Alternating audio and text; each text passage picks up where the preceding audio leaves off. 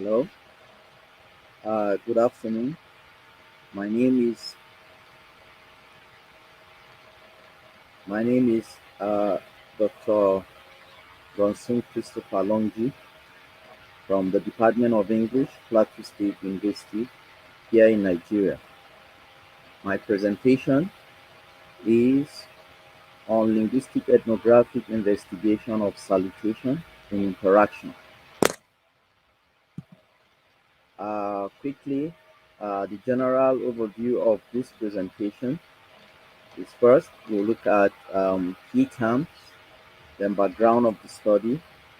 I will take you through a brief literature review, then the methodology, and then we'll present the results, and then our conclusions as they come. Quickly, the first word of interest here is salutation. Now, by salutation, we mean those first steps in interaction. For instance, um, often salutation is also termed as greeting. Okay, so in interaction, salutation comes probably before every other aspect of the interaction. Now, by interaction, I mean here the interpersonal exchanges that people normally have in conversations. Now, face threat is a term that derives from face what, where uh, a speaker or an interactant has the right to the protection of his face, and where such a face comes under attack, it is termed as a face threat. Now, face support is the deliberate show of solidarity that interactants normally have for the face of the other person. A keyword in this presentation is also power, where here power refers to the hierarchical levels that the various interactants occupy in a given interaction.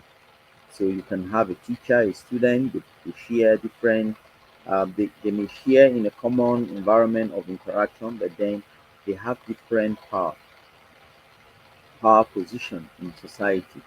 Now, the third is linguistic ethnography, which is a method of data collection as well as data analysis that drives deeply into what obtains from within the society, and as well as tries to address the various social inequalities that may manifest in interaction. Gendered acts are defined here as acts that normally become manifest as a result of the gender differences between the interactants. So you could have male and female interacting differently because of their, their gender or gender roles, so to put it. Now, social solidarity is a key term here, especially because it has to do with social interaction.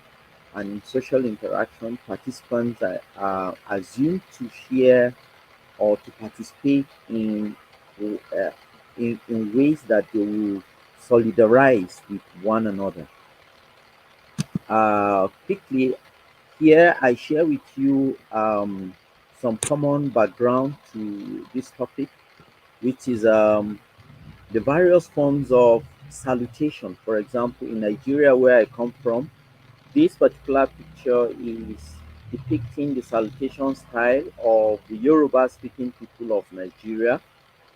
You can see where one is prostrating, the elderly person is standing, and then in some other cultures, in this culturally, it behooves on the younger person to lie prostrate on the ground, like you can see in this picture as well. Okay, it's also a form of salutation that is obtained amongst people of the Yoruba extraction in southern part of Nigeria. Now, in northern Nigeria, where I come from, the younger person normally greets or salutes the elderly person by squatting down. Now, the picture I'm sharing with you here is that of a serving governor in Nigeria, but because of the significance that power and age comes to bear in interaction, you could see that although he occupies a strong political office, you could see him squatting down as a mark of um, respect to the person he salutes. Now, what am I actually trying to address in this presentation? First, now the problem that comes to my mind is that because of these various sociocultural expositions that interactions come to interaction with, some are from the northern part of the country, others are from the southern part of the country with different orientation and background. You find that uh, they try to collate these differences into interaction, but then in face-to-face interaction, these backgrounds become manifest in the various utterances that they use. Now, the significant question to ask then is what then is the influence of these backgrounds on the actual realization of salutation and the structuring of interaction? Now, it is important to point out here that these backgrounds have different influences on the interaction and indeed the structuring of the entire interaction, because sometimes where you have feelings, you find different face acts or threats coming into place.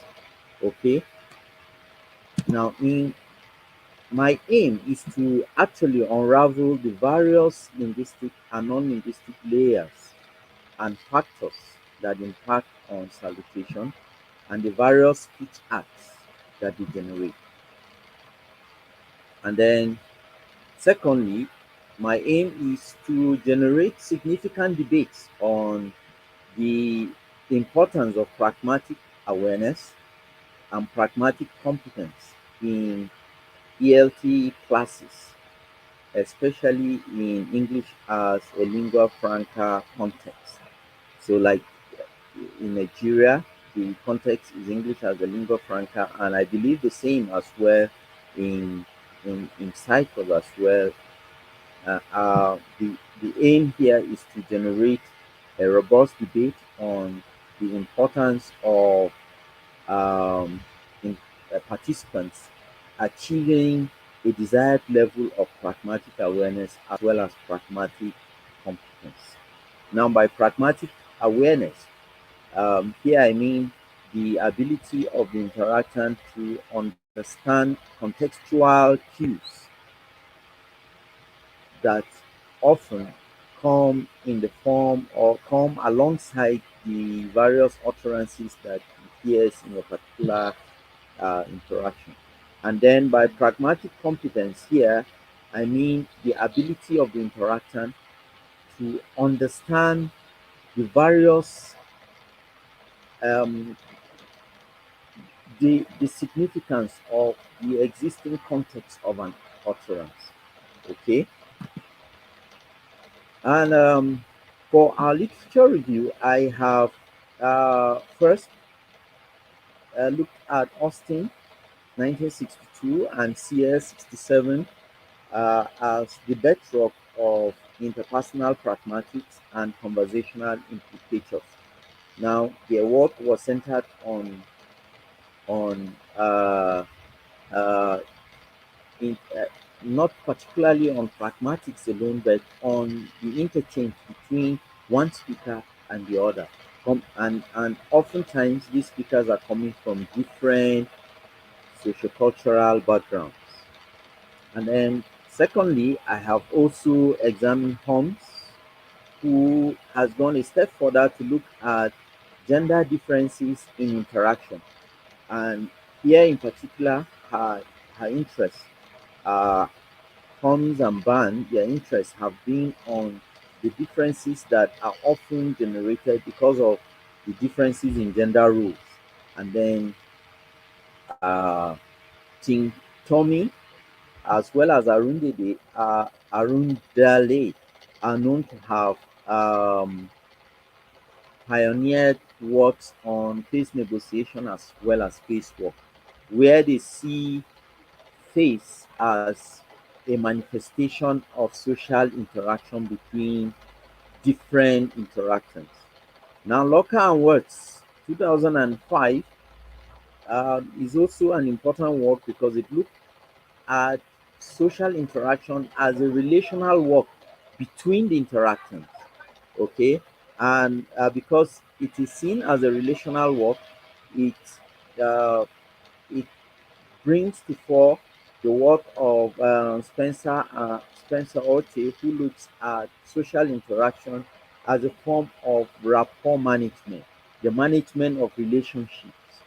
Okay, and then finally, Boudreaux and Wattenberg view social interaction in the perspective of discourse and power. Okay, where uh, we see the manifestation of power in the various discursive turns that the interactions take in interaction. And then uh, my theoretical framework.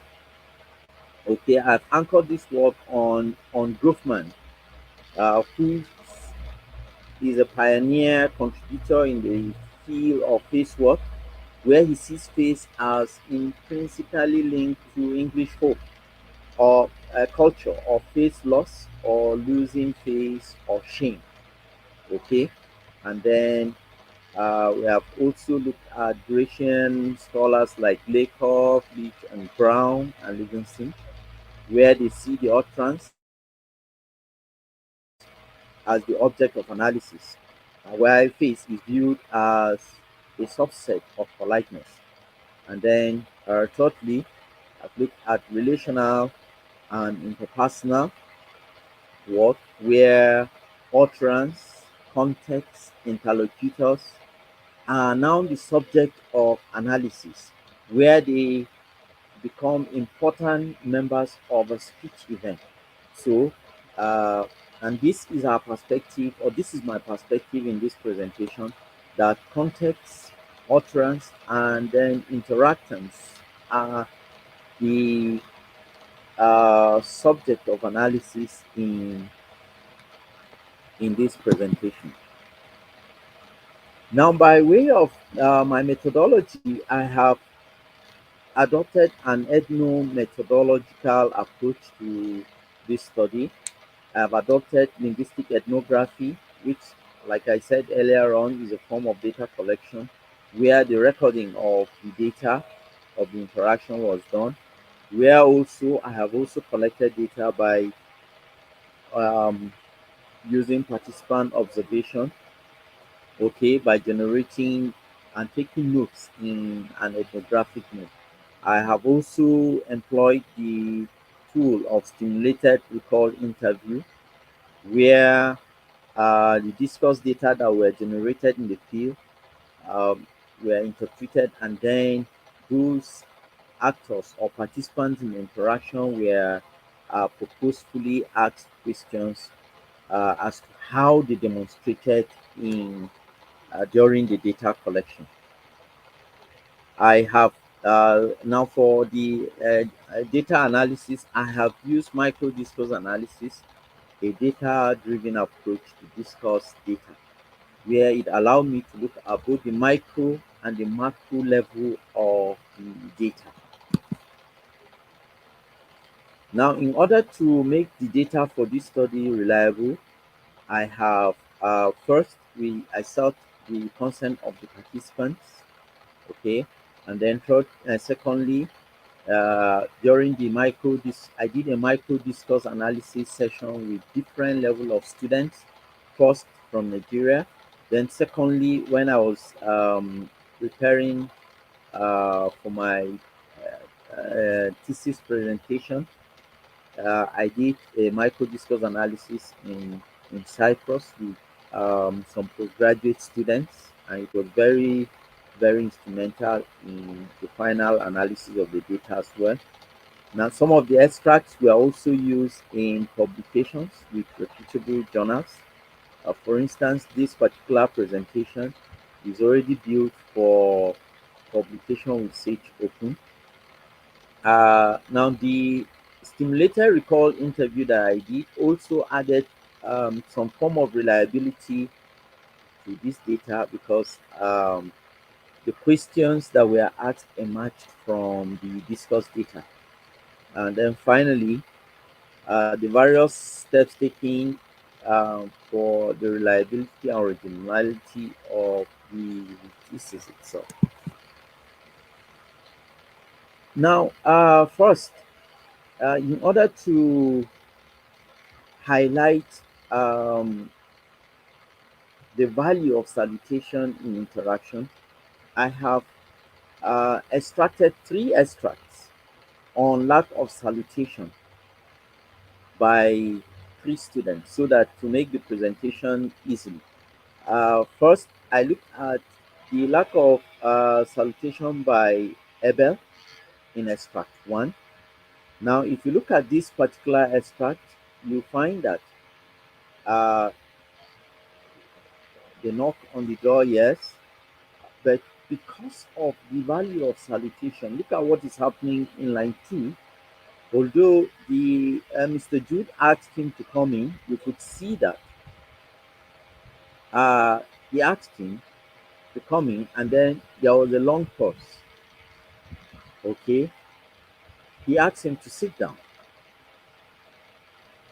and then after he asked him to sit down, imagine the long pause of almost about 2 seconds. Now, that long pause was interpreted to mean his anticipation of a salutation by uh, Abel. Now, because he did not, in the same line too, you could see that he asked a curious question: did we see today? Now, that question is in fact a face threatening act, and that was well interpreted by Abel as well as a face threatening act because what that question means is if we have not met earlier today, then the obvious thing to do was to say good morning or something. But that was lost on Abel, and then it was taken up by Mr. Jude, who is the teacher. Okay, and you can see that his act of face threat to Abel registered immediately to him because he now said, "Sir, well, you could again in line 6, for example, he said your credentials, your originals." Clearly, he was sounding upset, and it was recorded as such. Why? The simple reason being that Abel did not observe the mandatory salutation that was expected of him. Now, if you go down the extract, you will find the resolution of the entire um, episode on interaction coming to head, because at some point he now queried him. Well, I thought we slept in the same house. That's why you did not greet me. Okay. Now, in extract 2, lack of salutation by Hafsat. Okay. Now, Hafsat is a female student, and this is very instructive. Okay. He asked her to come in. Yes, we noticed the same wait in time for her to say hello or to say good morning, sir, and observe the expected salutation. But then, because she still did not, he still gave her a little time to do that. But yet she did not. Now, you could see in line 3, Hafsat said, "Sorry, sir," for no reason. Actually, she stepped into the office, and for no reason, she said, "Sorry, sir."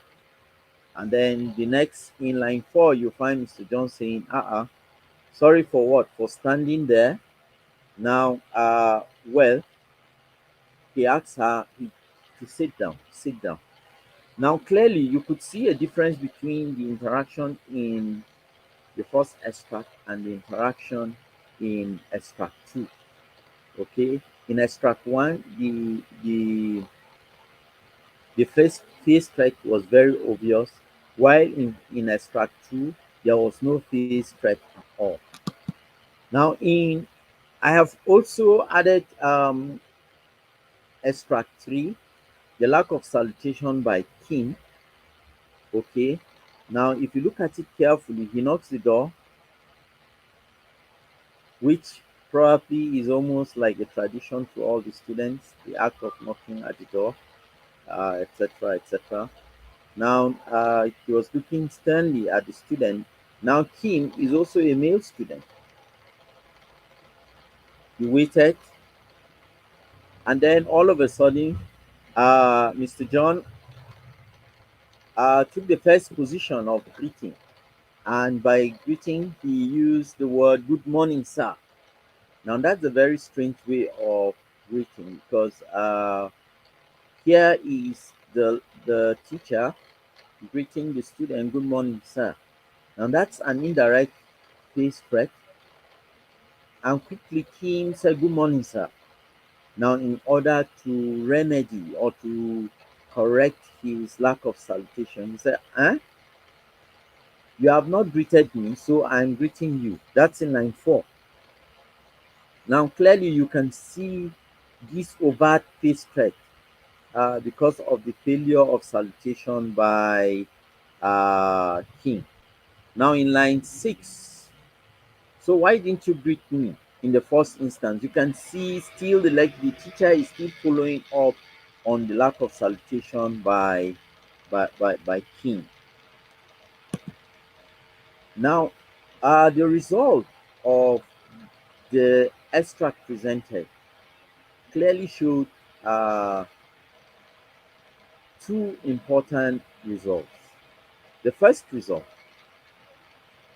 showed us clearly that gendered acts of face threat is an active way of masculine construction, okay, where it is expected that one, that the male student is expected to be tough, okay, and as such, you could see the overt face threat acts that the teachers were presenting to the male students.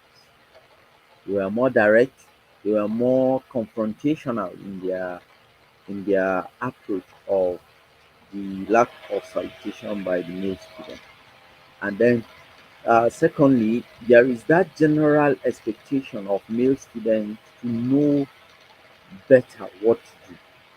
They are expected to salute their elders culturally, and as such, there seems to be that general expectation that they should do that without even being prompted to salute their teachers or to greet their teachers, as it were. Okay, while conversely, we find gendered acts of face support as being an active way of feminine construction. Okay, there seems to be that general belief among these interactions, or especially the teachers in this case, that it is normal for uh, interactional slips to be tolerated when it's coming from the female folk. And that in itself is a way of accommodating um, what should have generated a face threat. Okay, and then secondly, there seems to be that general desire to be modest with the female students than being with the male students. Okay, for instance, the offering of sit down by Mr. John in extract 3, when probably like it was observed in extract 2, a reprimand was presented. Okay, and then 3, power as a factor in gender-based negotiation. Okay, the manifestation of power here seems to come to the fore, being that it is within the power of the teacher or the lecturer to um, do as he pleases. Okay, by he's threatening one student and he's supporting another, a different student. Okay, and then fine. Yes, to our conclusion, the summary of the findings are one that power has a significant effect on interaction, the power position, and then salutation is routinized, kind of, in a way that the first position salutation is that of the student and the student to take, not the teacher to salute. Okay, so in the context of this study, salutation is routinized. The first position salutation is that of the student and not that of the teacher. Okay, now the pedagogical implications of this study is hinged on the fact that there is a need for a further elaboration of the curriculum of teaching pragmatics, especially in colleges and universities, so that it will further advance the knowledge of pragmatic awareness as well as pragmatic competence of ELT students. Now, the limitation of this study is purely on the fact that the findings are coming from a location in Nigeria, although the aim of the study is not to generalize our findings or the findings of this presentation, but then uh, further studies to be done in other contexts to see the effect of salutation, especially with regards to first position, who salutes first, and when the person fails to salute, um, what happens? Okay, what happens? So if it would be nice if other studies are done in other contexts to reflect the importance of salutation in the structuring of the entire interaction. Now, by concluding remarks, I think that it is clear and obviously clear so that the entire interaction, especially in the data sample that I gathered, almost the entire interactions are structured to reflect conviviality or friendliness towards the students. If the student, for instance, is able to observe first position salutation, he stands a better chance of having an ease or an easy passage through the screening process with the teachers, rather than students who fail in their observation of these mundane cultural practice, salutation. So it seems, therefore, that the structure of an entire interaction starts from salutation, and the end of it often is a factor of whether or not there was a successful salutation before the commencement of whatever form of interaction that took place.